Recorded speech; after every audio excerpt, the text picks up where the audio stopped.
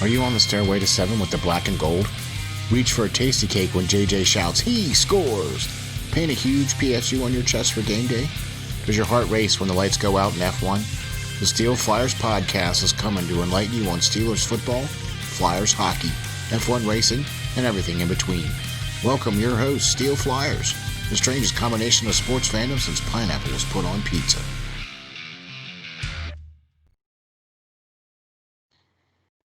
Welcome to the SteelFlyers show. We've got a great special lined up for you today, boys and girls. Woo! How about that? Lance Green from the Flyers Nitty Gritty is joining us today. How you doing, Lance? Great, man. Happy to be here. Yeah, man. It's an awesome pleasure having you here, man. What can I say? We're honored that you're here, and we feel great that you get to grace us with your presence. And really, really like that Flyers Nitty Gritty you got going on back there. Yeah, man, check that out. That's some hot stuff right there, because you got to follow this guy right here, man. Lance, tell us how the folks can follow you and how we can get a hold of all your great stuff. Sure. You can check out the website, flyersnittygritty.com, to follow all our guys. And me personally, you can follow me on Twitter at LNGBASSIST39. All right. Yeah, man, for sure. You definitely got to be checking this guy out because he is in the know and he's one of the professionals. And of course, he's from the Flyers Nitty Gritty group, so you can't go wrong with that. You know what I'm saying? So the reason why you're on the show is because let's see, today is the 13th, and since the 3rd, you've put out, 4 articles? And you got a 5th one coming out soon, right? Yeah, I think it'll premiere tomorrow. Yeah, you've been busy, man. A little bit. This is my favorite time of year, no time like the off season to dream about your team, taking off and into new heights. So exactly. And look, we did a wrap-up show, and I'm sure everybody else has too, but look, you can't take away from the fact that the Flyers had a relatively successful season. I mean, seriously, we were not even expected to go to the playoffs, and look at what we did. You know what I mean? So kudos to the team and everybody for taking that on. So I want to dive into this, man, because I want to get right into these articles, man, because this is some really awesome stuff, and I want the people to be able to hear you talk about what you wrote about, okay? So that's what I'm all about. So we're going to get right into article number 1, who might be the Flyers' 3rd center next season? Well, Lance, according to your article, which is just amazing, by the way, you touch on 2 interesting facts. You mentioned Nolan Patrick for 1 as a 3rd-line center. And I was wondering if maybe you could what do you think? Why do you think he could fill that role? And is that something that you think the Flyers could take a risk on? I don't know. He's there, obviously, in the system. He's a number 2 overall pick. Why wouldn't he, right? But questions still remains: is he going to come back healthy next year? Recently, Chuck Fletcher has alluded to maybe he's possibly not coming back at the start of the season. Right. He expects him back at some point, but he's not really sure when.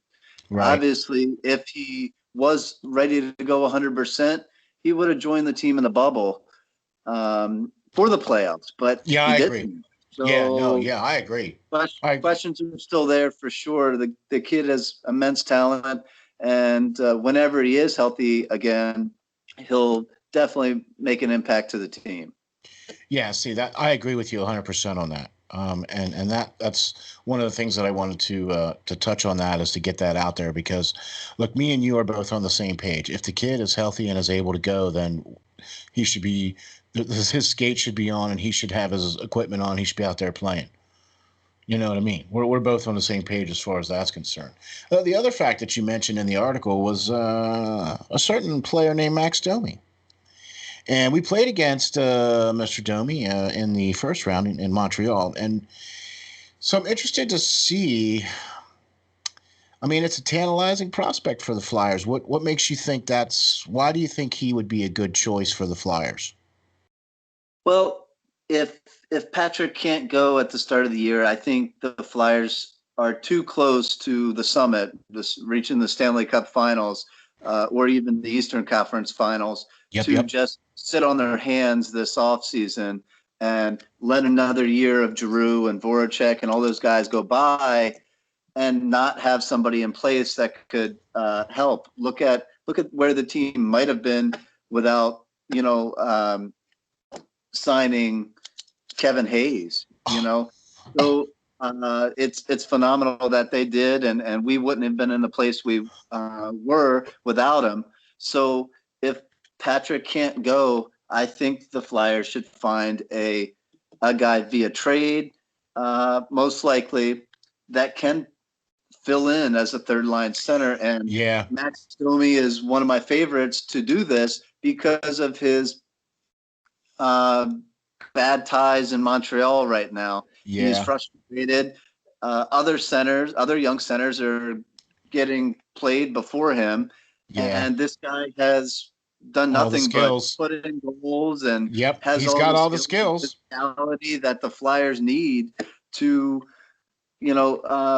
add to this depth and this drive to get to there. Yeah, exactly. I think it's just a name that kind of has Flyers fans on edge because it's a Domi, you know what I mean? And there's some bad blood there between, his dad and the Fly. Well, in the past, I mean, I was watching the game when his dad was sitting in the penalty box and and the fan reached over the glass and the glass broke. And I mean, yeah, but so it is what it is. Do you think with Max Domi, though? I mean, look, I understand exactly where you're coming from, and I agree. He's a player that would definitely help out the Flyers. I mean, look at what Hayes did. Look, I mean, we did bring JVR in to kind of be somebody to kind of help us in that scoring department, and that sort of worked. You know what I mean? For the most part, during the regular season, it's just that it disappeared during the playoffs. You know what I mean? So now here we are. Now we're up against the cap. Do you think we can take care of Max? Are we going to be able to? Do we need to trade salary for salary? Do we, you know what I mean? How's that going to fly? Yeah, I think Fletcher again lately has alluded to that, saying that not too many big trades are going to happen without trading salary. Right now, with a flat cap, it's going to be hard for teams to even want to take on salary without the probability of possibly having fans to pay the bills, How you in the doing? state. Yeah, So yeah, I don't foresee many teams going out there and taking on a bunch of salary. And it's going to have to come via trade. And, to get a guy like that, you may have to give up a prospect or two or a pick or to go along with the player that's being traded. yeah, Um, Look at where we are and look at where we could be if given another talent like he has. yeah. No, I agree with you 100%, man. For sure, 100%. Agree with you on that for sure. All right. Well, let's get into the second article that you did, and it wasn't that much further along from when the first one was published. And this one is moving on from Nate Thompson. I can't even begin to tell you how much I agree with you on this. 110 million percent. What happened? I I mean, it was a great pick at the deadline. What happened? Yeah.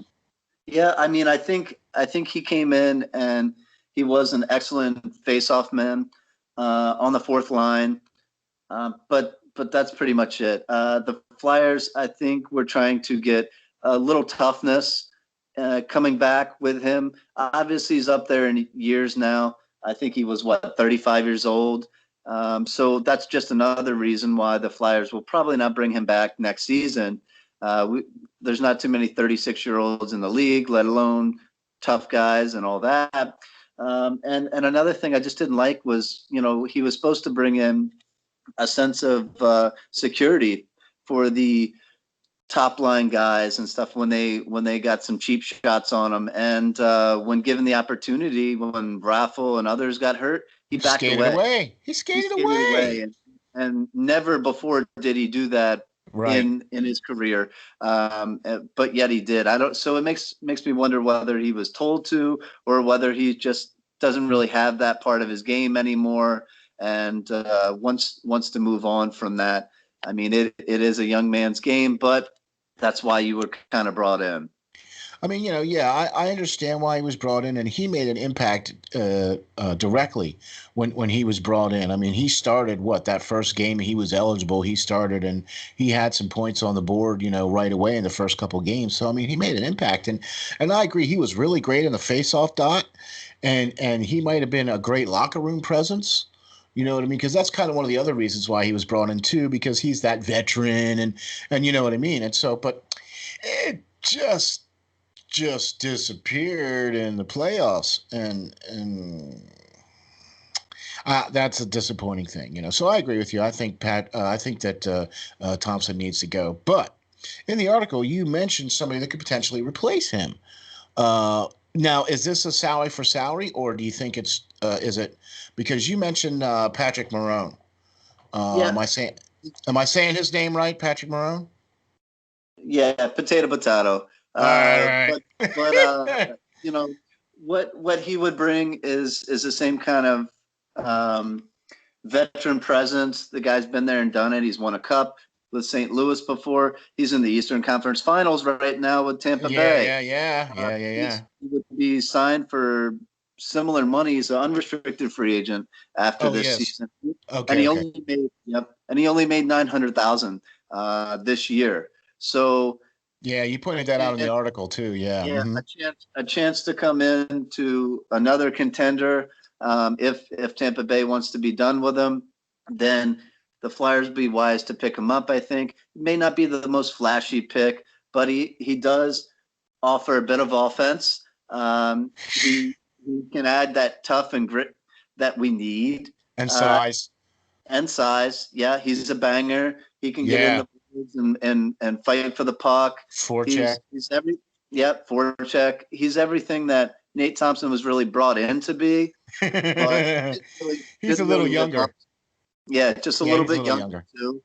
I wouldn't be signing him for any amount of years, just a 1 year deal kind of thing. And I Okay. think he would Because that bring. was going to be my next question. You just perlayed right into that perfectly. So that was going to be my next question is how cap friendly is he?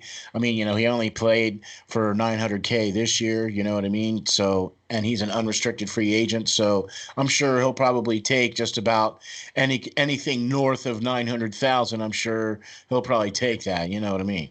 But Yeah, so how cap friendly is that going to be to us though? You know what I mean? If we move Nate Thompson, you said is that kind of the similar money though, right? yeah. I mean, Yeah. he's a free agent. He's a free agent, so he's Okay. probably one anyway. Okay. Uh, so Awesome. Maroon could come in and salary for salary, same type money, and come Okay. in and fill the shoes. Awesome. Um, Yeah. and he offers more of a ability to jump up in the lineup with injuries occurring throughout Yeah. the season. Maroon Playing has top played on the top six. line at Yeah. before Yeah. in Edmonton and Anaheim, and I mean he's scored 25 plus goals a year before in his career. I don't think he has that Oh wow. anymore in him, but Oh, hey. the ability is still there to move up in the lineup, like Pitlick did this year at times for us. Yeah, that's who I like too was Pitlick. I thought that was a great pickup too. Look, if he scores 15 goals and has 30 assists and puts up 40 or 50 points, okay, I'll take that kind of production from somebody who's potentially going to be a third or a fourth liner. You know what I mean? I'll take that all day long. Especially for that kind of a cheap money, and somebody that we know we can bring in that's supposed to be that Grant Thompson that wasn't. You know what I mean? So I would Right. definitely take that, and I like that. That's why I wanted to get into that with that one. Speaking of all those kinds of great things that the Flyers need, the third article came out and said that the Flyers are looking for speed and physicality this offseason, and we all know that that's kind of a no-brainer. We were utterly exposed in the playoffs to what our weaknesses were. We were predictable, we were slow, and we were outcoached. Those are my opinions. So, but what do you feel is going to be the philosophy moving forward with this need for the Flyers? continue to get younger. With that, moving some of the slower, older players out. AV's system requires the guys to get back and play defense. And our 200 team foot game. yeah, 200 foot game, as I put in so many articles now. That's why I say that now, I, because you say yeah, it. And the Islanders exposed us for that. I mean, Barzell and others just blew right by us, and we could not keep up. Nope. A lot of the younger guys on defense, need to get more physical to slow them down. One way you slow down speed is to put them on their butt, and we didn't do that either. Exactly. Exactly. We didn't hit anybody. We didn't hit anybody. We didn't slow people. Exactly. We didn't slow people down, and the Islanders were just built right with Matt Martin and Cal Clutterbuck there. Those guys each get about 300 hits plus a year, and that makes a difference coming into the third period when you're been beat on the whole game, and you think twice about coming anywhere near them. Exactly, and that's kind of why I was a little bit upset when Gudis left, because he's one of those hits leaders, and we got Niskanen. Look, I understand Niskanen is an upgrade in defense, but Gudis is one of those guys where he was a hits leader. You know what I mean? And Haig is up there too with being a hits leader too. You know what I mean? So we need more of that. Guys that are leading the league in hits so that we can stop that speed, And speaking of the need, you mentioned a player that should be on Fletcher's radar. And I'm going to try to not butcher this too terribly badly. Zemingus? I can't do much better. Gingersons? Zemingus Gingerson? Yeah. So he's a long time. Gergensen? Yeah. Zemingus. We'll just call him Zemingus. Yeah. But yeah, he's a huge guy, and he's a former, I believe, first round pick. Yep. The Sabres. Yep. I mean, he just plays the 200-foot game that we're looking for. He plays center and wing. Nice. And I mean, he's got great size at 6'2" and 211 pounds. He's fast. For as big as he is, he can skate with anybody in the league. Nice. And that's rare to get a guy with that big a size on him and be able to skate like that. Yeah. That's awesome. Yeah. I think Buffalo's a little let down that they did spend so high of a draft pick on him, but their losses are gain. We're not looking for, we are, but we don't have the cap space. We're not looking for a guy to put 50 goals in a season here. We're looking for this role that we're looking for is a guy that can play on the third or fourth line. And sadly, that's about all the cap space we're going to have to work with and upgrade is the third and fourth line. Our top two lines are pretty much set unless we can get a big time trade player for player happening, which is definitely tough to do. But not unheard of. And also we potentially might have some pieces that we could move. We sure do. What I mean? That could move some of that larger money off of our books so that we could take on, it's going to end up being like what Fletcher said. It's going to be money for money. Sure. You're not going to be able to get any players that are going to come in for any kind of term or any kind of big major bucks unless you swap out somebody that we have that's on term with big major bucks. Yeah. Because no other teams are going to do that. And it's just not built for that right now, And that leads to right into exactly with the cap issues that we have. I mean, do you think this is something that, can we get Zemingus? Is this somebody we could get? Do we have to trade for this guy? Is he playing for the Sabres right now, or is he in their farm system? Yeah, no, he's a free agent. He was playing third and fourth line minutes for them. Obviously, they got Eichel and some other guys that are, taking that role. But he offers a huge physicality presence. He loves to hit, and that's just what we need. I keep throwing these guys and names out there that could help us in that. A lot of people downplay that side of the game, but in the long run, especially in the playoffs, it is needed. It is needed, guys. A grueling 7-game series, it is needed. I couldn't agree with you more, because if you look exactly with what happened to us against Montreal, I believe we were out physicaled in Montreal. Okay, they hit us more. They completed their checks more. They were more guys banging bodies on the Montreal side than what we were. Okay, and I think that the Islanders took a page out of the Montreal book and said, well, hey, let's do the same thing, because it obviously relatively worked. Right. Montreal, I mean, I think we got lucky in winning that series. I mean, we just ended up with a better goalie. He stopped more goals. Yeah, Carter Hart definitely came up big in the Montreal series. I think the Islanders' big thing too that helped them was screening Carter Hart. And any goal you go back and watch, they look like they had at least three guys in front of them. And then Almost every goal.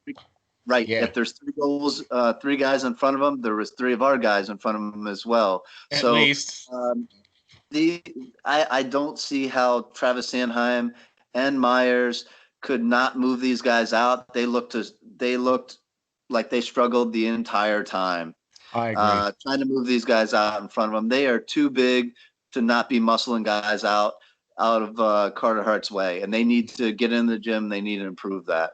Thank you. That I think right there. That's why I think we were exposed. When I go back to the original, the beginning when we first started talking, we were completely and utterly exposed. And I think that was one of the things that we need to do is we need to okay, yeah, we have kids playing and they're young, but we need to get them in the weight room and we need to get them filled out. Look, I seriously think that if the season would have played out normally, Yep. okay, I think this would be a bit of a different conversation, because we were on a hot streak and we were doing really well and we had that mojo going, and you know how momentum is, going, especially going into the playoffs, especially like right at the end of the year, beating Washington out of the second seed or whatever, you know what I mean? Now, that would have been really cool. So, but unfortunately, that's not how it ended up being, and that's not how it ended up being. So, we have some high risk and low risk, and that's exactly the fourth article that you did was the low risk and the high reward trade targets for the Flyers. And like I said, man, four articles. Now we're looking at five here in the last 10 days, or 11 days. So this low risk, high reward trade. We've been talking about this theme pretty much throughout the whole entire show here. Flyers are up against the cap big time. In this piece, you point out that Fletcher has to get creative. And what exactly do you mean by getting creative?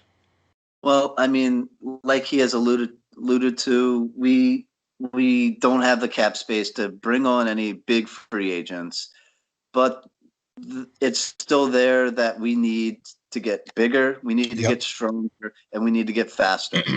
And then one player that we could do that with is Jesse Punjabi of the Oilers organization. Oh, I'm glad you So, said his name first. so I don't even know if I 100% have that right. But anyway, he is a former first round pick of the Oilers, and he has great size, strength, and speed, goal scoring ability. But there's a lot of bad blood there. Jesse got rushed into the league by the Oilers because they were so bad Yeah, that they needed yeah. all the help they could get. Now, the big thing I think with him is he struggled a little bit transferring his game over to the smaller NHL size rink. All Yeah, his career, he yeah, played in his native country overseas on right, the bigger Olympic size rinks. right. And there's a Which lot is more room to move around. There's a lot more exactly room to go in and out of places and get different your shot. game. Different game because there's more space behind the back of the net between the boards and everything too. So I mean, it's a different game. Yeah, and I mean Leon Draisaitl came in. He's German, but he played over here in the CHL his whole junior career. So he was already over here. He's already acclimated to it. You know, a lot of bad blood, like I said, came through out of this with the Oilers and Jesse, and he had enough. He had a couple seasons where he was playing down on the third line. He wasn't getting the chance to play with the big name guys, McDavid Right. And and you said he was a Ryan first round Nugent. pick, right? Yeah, he was definitely a first round pick. I think fourth overall. Oh my You know, gosh. that year. He's 6'4" and 200+ pounds. He has Was he the 17 draft?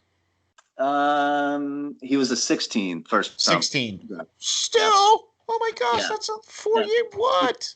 The kid's 22 years old, Yeah. and he currently is playing overseas in his native country to basically because he just doesn't want anything to do with the Oilers anymore. Now, a lot of people have called, a lot of GMs have called into Edmonton acquiring about him, but they think that they can, get him coaxed back to coming over and kind of playing nice with him and make everything good. But he re-signed again last season. He played over there, and he re-signed again this year to play overseas again, and chose not to come back. So Right. I think that he is just proving his point that he is willing to just stay overseas and not play in the NHL if that means that he had to play for the Oilers. Yeah. So it comes to a point where at what point is the Oilers just going to cut their losses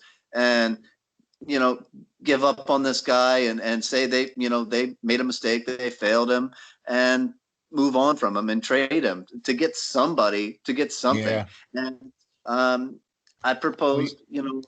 I was just gonna say. Yeah, I was just gonna say. You mentioned in your article about potentially dipping into our defensive and goalie pools.